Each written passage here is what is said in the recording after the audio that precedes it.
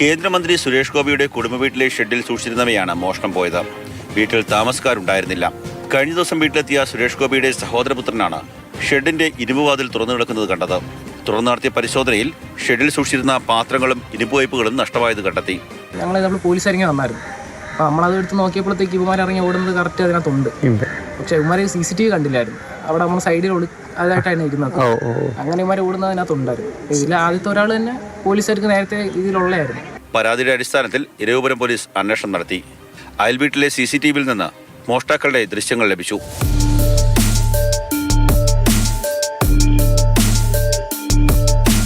CCTV ദൃശ്യങ്ങൾ പരിശോധിച്ച പോലീസിന് പ്രതികളെക്കുറിച്ച് കൃത്യമായ വിവരം ലഭിച്ചു. മോഷണം നടന്ന മണിക്കൂറുകൾക്കുള്ളിൽ പ്രതികളെ പിടികൂടി. ഇരവിപുരം സ്വദേശികളായ ഷിംനാസ്, അരുൺ എന്നിവരാണ് പിടിയിലായത്. നേരത്തെയും പലകുറി ഇരുവരും ഈ വീട്ടിൽ മോഷണം നടത്തിയിരുന്നതാണ് പോലീസ് പറയുന്ന വിവരം. താമസക്കാരില്ലാത്തതിനാൽ മോഷണ വിവരം അറിഞ്ഞിരുന്നില്ല. അരുൺ നേരത്തെയും മോഷണക്കേസിൽ പിടിയിലായിട്ടുണ്ട്. കോടതിയിൽ ഹാജരാക്കിയ ഇരുവരെയും റിമാൻഡ് ചെയ്തു.